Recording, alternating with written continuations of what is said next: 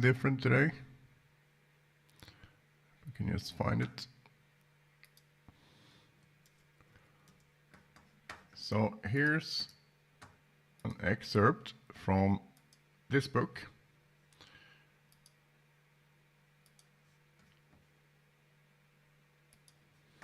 So hopefully you all can see that. Basically, it's a great way to work on your pentatonic picking.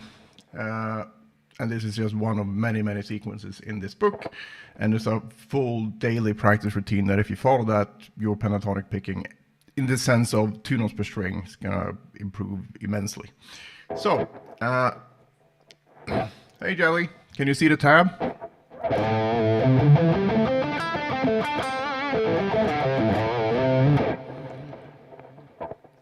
So the idea here is that you just play through the sequence, and this sequence is the old groups of 6, but we do it in 16th notes, and also we turn it around at the top without double picking. Hi Alan. So basically you get to turn the picking around when you get to the top. I mean, you still keep doing alternate picking, but you don't do this. You don't go up like 1 2 3 4 5 6 1 2 3 4 5 6 1 2 3 4 5 6. You don't double pick the note to keep the string changes intact. Instead, we work on both changing the string with downstrokes, and then from this note, that's where I visualize that the descending 6s start. So now we get descending 6s starting with upstrokes.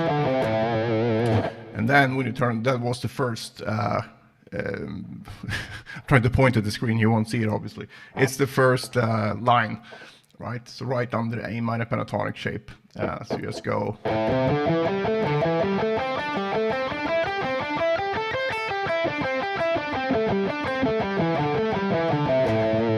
Like that.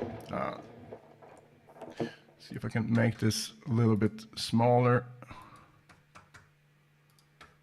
perhaps without.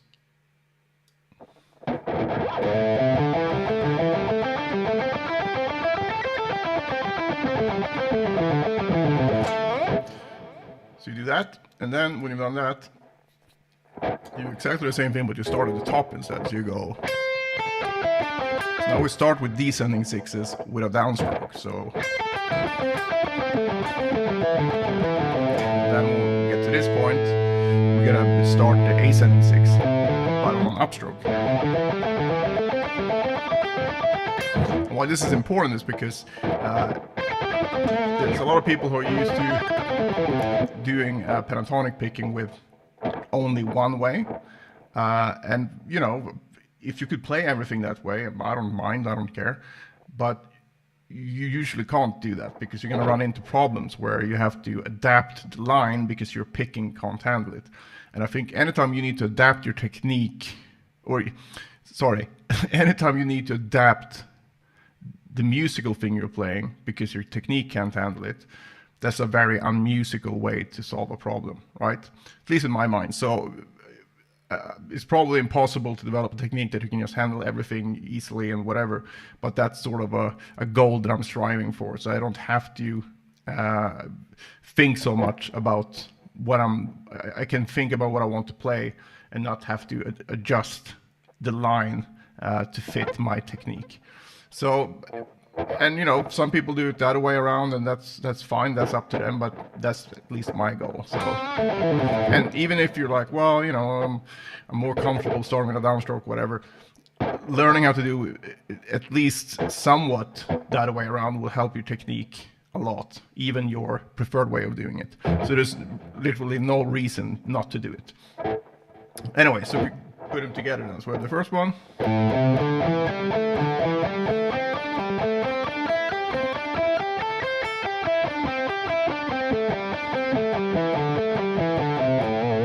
And the second one.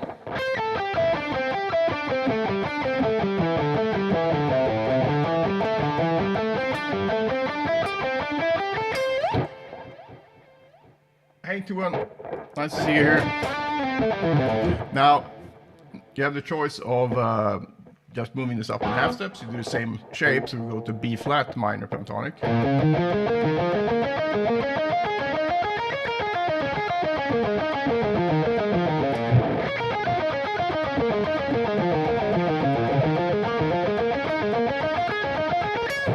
But I do think it's better to do all 5 shapes.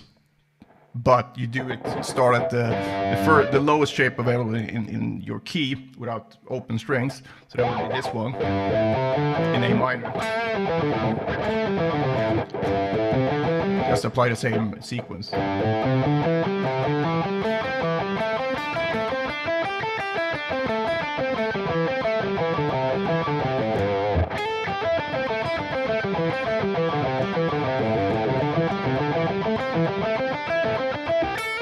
Back to what we started with. Alan, boy, I have a habit to break here. I mix picking and legato a lot. Well, that's not. I mean, that's not necessarily a bad thing. It's a bad thing if you feel that you don't have any control over it. But if you want to, you know, do some legato and some picking, that something that Van Halen did a lot, and Paul Gilbert does, and a lot of players do that. I would say that most players don't pick everything because it can sound kind of robotic. I mean, I love doing this. You know, slide into something to start a picking roll. So I wouldn't worry too much about that. But if you feel that things that you want to pick, but then you kind of don't and just do legato, then yes, you should work more on your control. So, but it's you know, you could argue that it sounds more musical to break it up, right? So, but again, I think it's a matter of controlling what you want to be able to do. So if you find that you just do it because you do it and you don't really know why, that's not as good as you being like, no, I do it because I like the sound. So, yeah.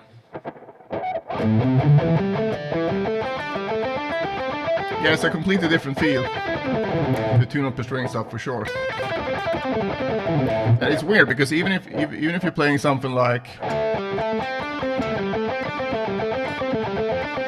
it technically has 1 2 3 1 2 3, right? It still feels different than doing that. So. Hey Juan. Juan, we agreed not to mention that this is a cult until you're level 7. So, you know, at level 7, then it's too late. They can't leave at that point. Sunk cost fallacy.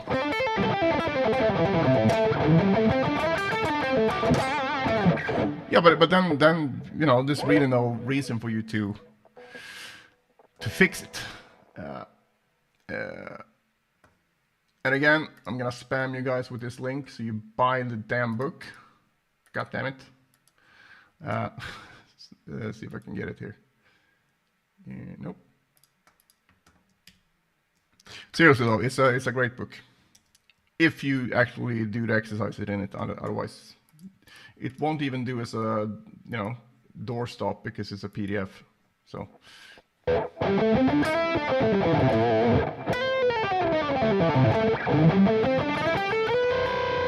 But anyway, so this is an excerpt from that book, and it goes through all different kinds of sequences in the same way. Plus, this is just the sequences part of it. So the daily workout is different than this, but.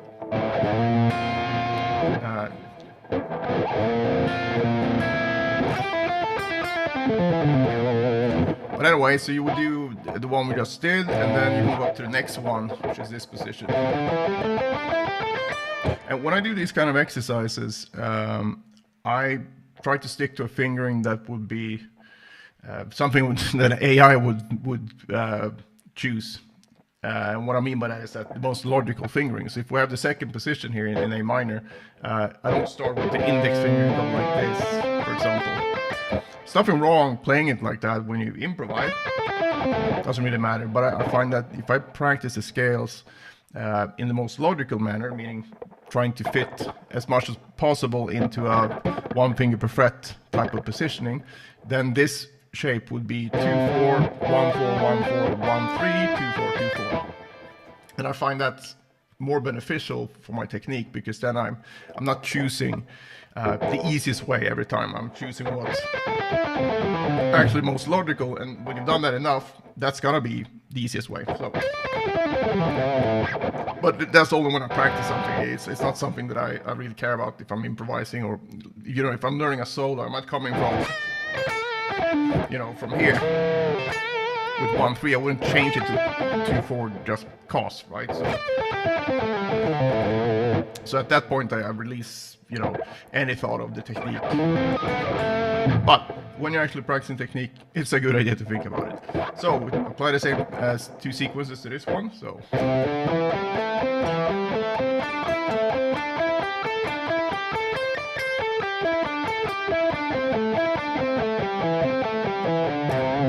starting at the top.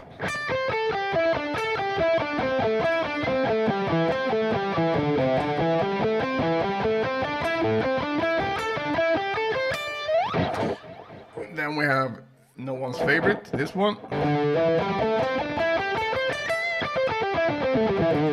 And I used to have some issues with this one, because I felt like I would lose track of it somehow, because I would be shifting the position within the whole thing.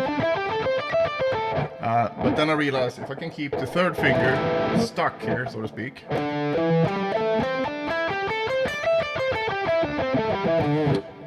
6 or more notes per string. No, I think it did 4. And I mean, if you do 4 and do a slide, I guess. I mean, you could, but yeah. And also, it depends on what you mean. I mean, it doesn't really make sense to play 6 notes per string. Because if I do that here, 1, 2, 3, 4, 5, 6, then the next note would be, yeah, doesn't really make much sense. Hello, Jordan.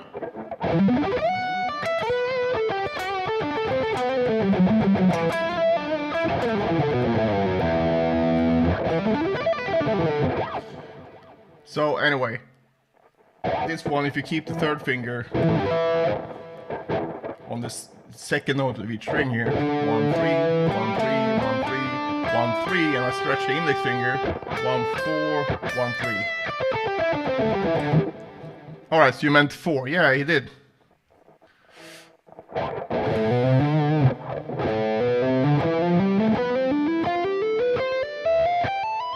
I don't think he, necessarily did it to do like this super fast run with 4 notes per string. It's more about, being able to maybe do 2 strings,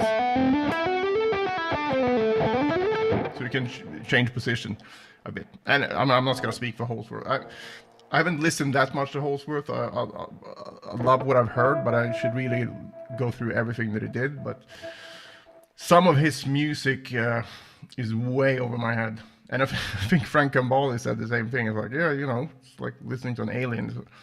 It's kind of difficult to understand sometimes what's going on, because he was so unique. So anyway, so back to this one. So if you keep the 3rd finger in as sort of an anchor, not that you keep it down the whole time, but if you see this on all strings except the B string, that's gonna be the 2nd finger on each string. So 1, 3, 1, 3, 1, 3, 1, 3, 1, 4, 1, 3. Makes it easier to play it instead of trying to, have to shift up. So if you do the same sequence.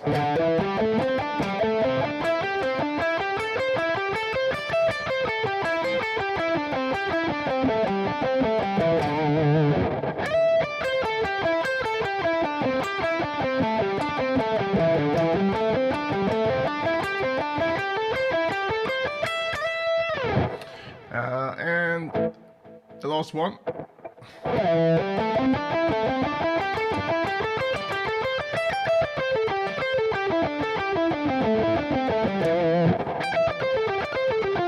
Whoops. Oh my god. One of those days.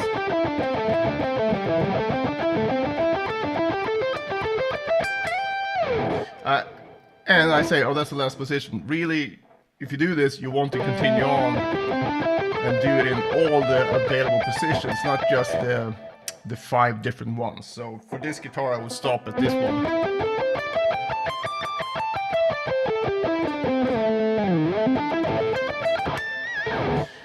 Yeah, that's what I feel as well, that it was a bit, you know, tricky to listen to sometimes for me. And one thing that I have a hard time with when it comes to Alan, and this is not Alan's fault, is that people get so weirdly cultish around him. You kind of got the same thing around Sean Lane to a lesser degree, but with Alan Holdsworth, it's like, yeah, it's strange, you know. And I don't know why, because I've never seen that around Yngwie or Vi, or I mean they got it to much lesser extents, but for some reason around Alan Holdsworth it was really cultish, and people get really pissed off if people don't conform, and everything he touched was the best thing ever. So, but again, that's not Alan's fault. That's just people being weird.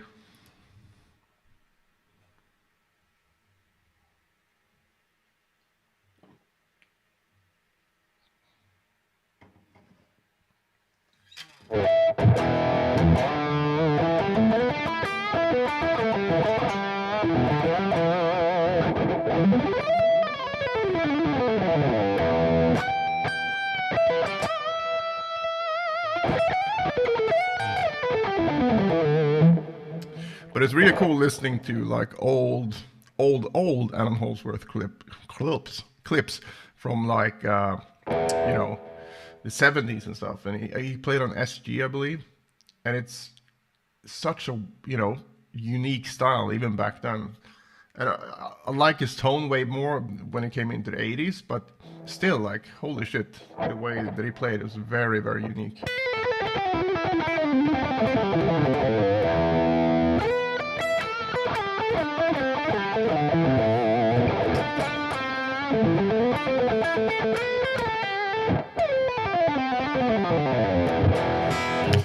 So, did this tab on screen work for you guys? In terms of like, I know you can see it, but did it help at all? Or is it more like, eh?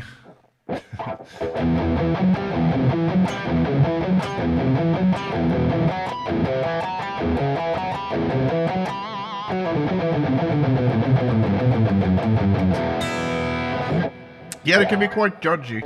This is what I felt like when I went to GIT. Like fusion guys were like, could be a bit snobby.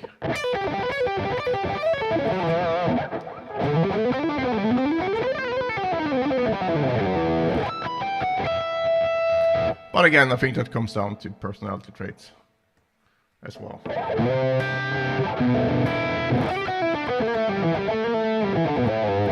But also, I think it probably sucks to like spend every hour of every day practicing your ass off to become really good at a style of music that no one cares about, pretty much.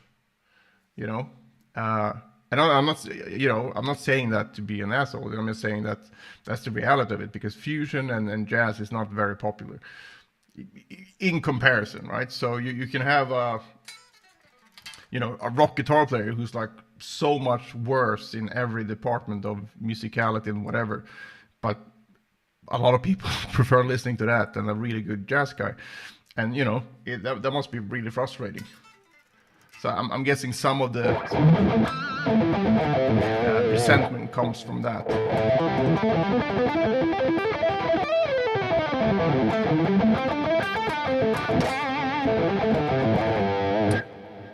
But also saying that, what's his face? Jonathan Kreisberg. Amazing jazz guy, and also really good. He used to be in like a progressive band when he was younger, and I think he's not like that at all. And I think the really good guys, they really well, they really can play, they might not be as resentful though. I have not. Have you tried the Vi model?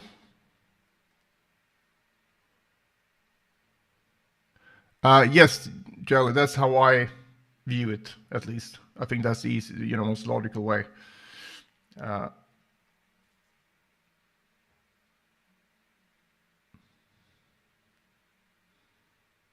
Which also means that if you're gonna, really learn the modes, you kind of need to, see this shape, for example. So a lot of people call the G Mixolydian shape. That's only if you have, G as a root note. If you're thinking that you're in F Lydian, now this is gonna be the second shape of F Lydian.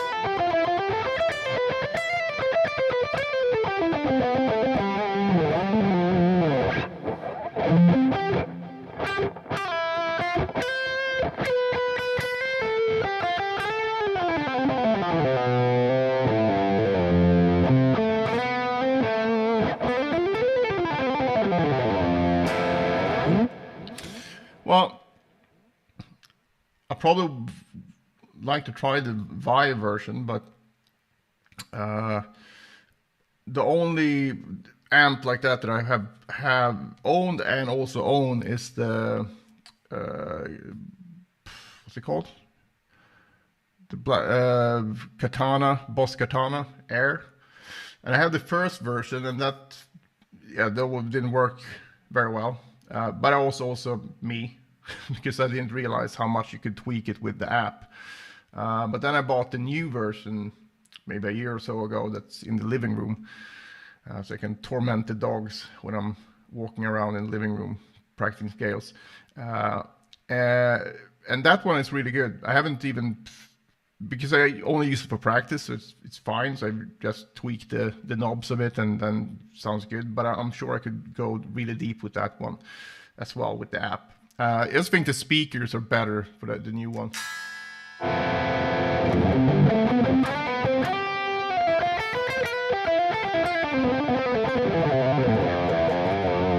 Well, let's see. Okay, I have 7 minutes, so I can explain the modes in that time, maybe. Let's see if I can get through this. So actually, maybe I can do this. If you hold on, I'm gonna take a screenshot of something.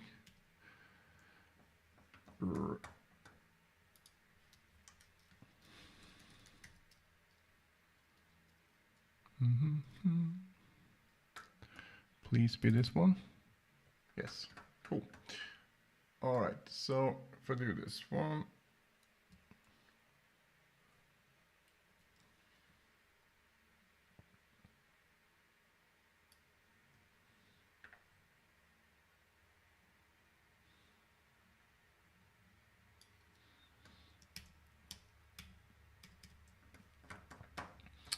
All right, hold on.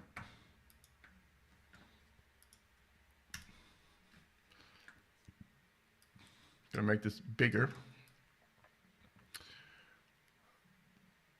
All right, so what you see here is the modes of the major scale, ordered from the brightest to the darkest. See, I can read as well. But this is a diagram that I made, and this order, I think, explains it a bit better than just like, oh, so, did you know that the notes of the C major scale is also D Dorian and E Phrygian? that doesn't make you hear it in the same way as doing it this way, because now you're playing it from the same root. So if you might wonder, like, why is the major scale in the middle, not at the top? But if you look at the notes, now I have solfege here, and I use that for ear training, and the Playing What You Hear course explains all that stuff. But if you use it, just look at the numbers, right? So if you look at the major scale, the middle one, we have 1, 2, 3, 4, 5, 6, 7, and then 1. So the green notes is always the root note here, okay? So sounds very major scaly, because it is. So 1, 2, 3, 4, 5, 6, 7, 1.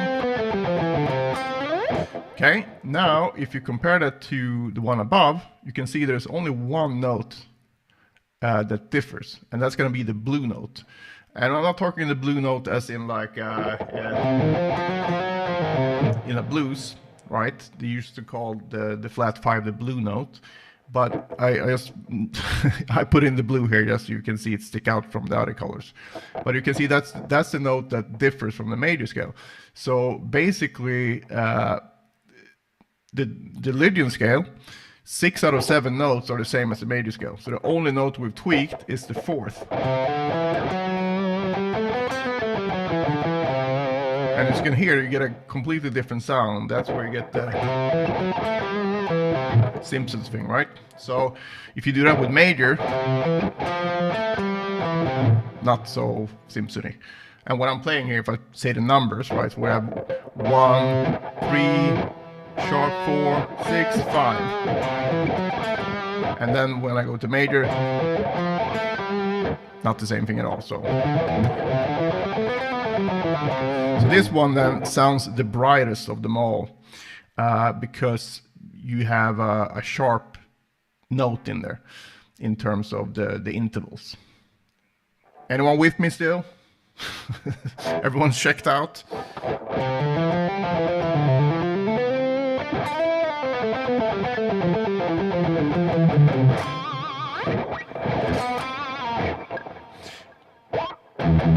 Well, there's still people here. I'm gonna keep going, and just write "make it stop" in the chat, and I will stop. I need to go anyway in 3 minutes. So anyway, so you can see then the next mode here is the Mixolydian, and if you look at the chart again, you can see that the only note that differs from the major scale again. So we're not comparing it with the Lydian scale; we're comparing with the major scale. All right, so you need to know the major scale, and if you can count to 7, you can figure out the major scale, right? And I believe all of you can do that. So when we go to the Mixolydian mode, the only note we change is, as you can see, you take the 7, so 1, 2, 3, 4, 5, 6, 7, and you flat the 7, and then when you change an interval, you get a completely different sound.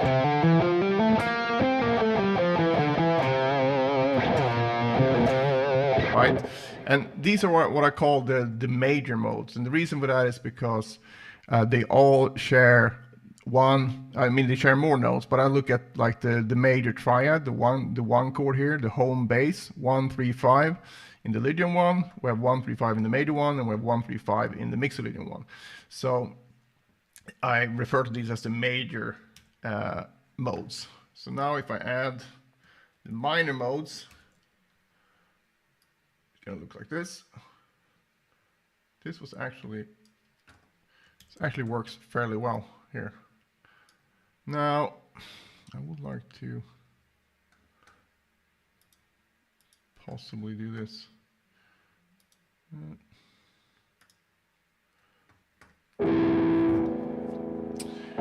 Hold on.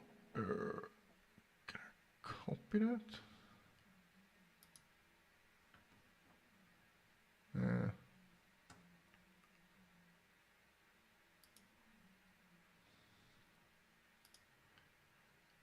All right, I'm just gonna get rid of this one, and then so you have to remember this one. And now we're gonna do the same thing with the minor modes. So it's gonna look like this. So now the minor scale The natural minor scale is the one in the middle. So we have 1, 2, flat 3, 4, 5, flat 6, flat 7, 1. And you can see above there, the brighter version of the minor scale would be the Dorian scale. And why is that?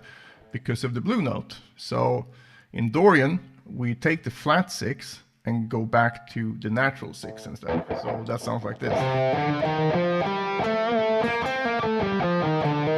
So it's not as sad as...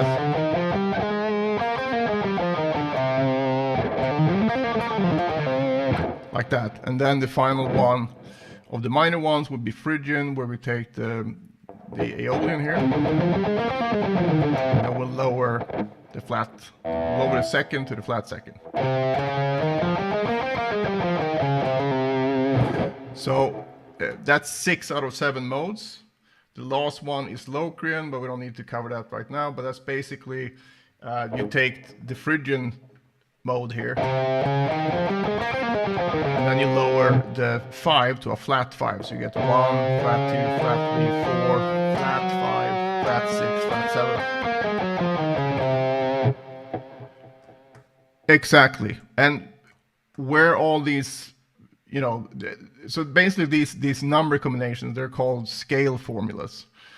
And that's why I'm telling you to be really comfortable with the major scale, is because if I say like, oh, play a Dorian scale, it's like a major scale, but you flat the 3 and the flat 7, then you'd be like, okay, what are you talking about? Because if you don't know where 3 is, how are you going to flat it, right?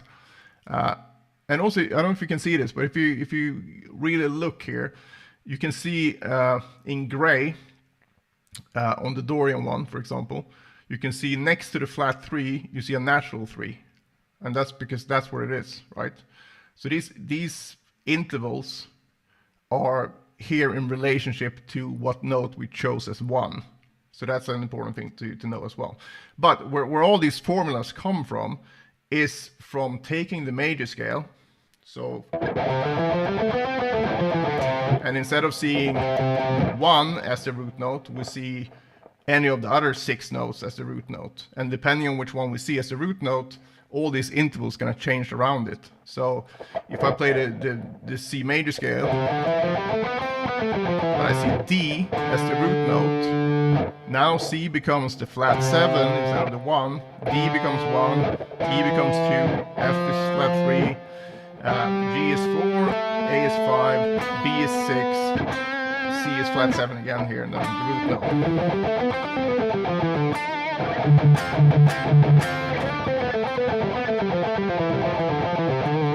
But it's that's where all the formulas come from. But I think this order makes more sense, because if we take the order that we just did and we basically play through them one by one, you're going to be changing one note at a time. So I'm going to do that to end here, right? So not really, Alan. I mean, the circle of fifths, it's really just going from one key to another and see how close they are. So if you go from C to G, you're going to have one sharp. If you go from G to D, you have another sharp. So from C to D, you would have 2 sharps. So it's basically just it's a compositional tool, really. So you can see, like, okay, if I go 1 step in the circle of fifth, I'm going to have 1 more sharp or 1 more flat. If I go 2 steps, I have 2 sharps or 2 flats in the other direction, and so on. So you can see which keys are more distant, because that's going to affect the sound more. So this is, don't make it any harder than it is. It's basically you have a ruler, like a measuring stick, which is the major scale, 1, 2, 3, 4, 5, 6, 7, 1, and then you just change the formula depending on what the formula is for that particular mode, right? So if you memorize, like, well, a Lydian scale is just like a major scale but with a sharp 4, then that's the formula. You don't need to know where it's coming from or anything, really, but I mean, it helps if you do that. But in terms of being able to play it and use it, that's all you need to know, that you're getting used to that sound. So I wouldn't make it harder than it is. But anyways, if I go from C Lydian here, now down, go to C major, so I'm just taking the sharp 4 back to natural 4. Then from C major to C Mixolydian, I'm gonna flat the 7. And then from C Mixolydian to C Dorian, I'm just gonna flat the 3. And then you go from there to C Aeolian, and then C Phrygian, and then finally C Locrian. And the reason why C Locrian is, or Locrian overall, is in use as much is because the home bass chord is a diminished chord, half diminished chord. So that's, you know, it's not a resting chord. So all the major and minor modes that we just play through all share the one major chord or one minor chord, which is fine. So if I go Phrygian, still sounds alright. But if I go to Locrian, I'm gonna have a diminished triad or a half diminished one chord, and this will always feel like it wants to go to.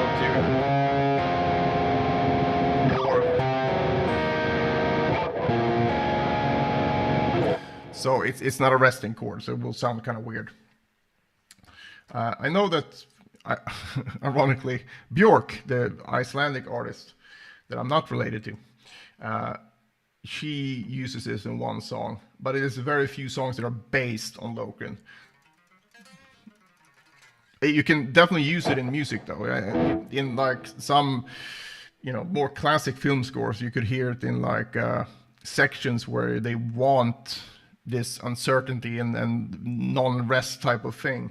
Then Locrian works really well as a transition, but you wouldn't base a song on it necessarily.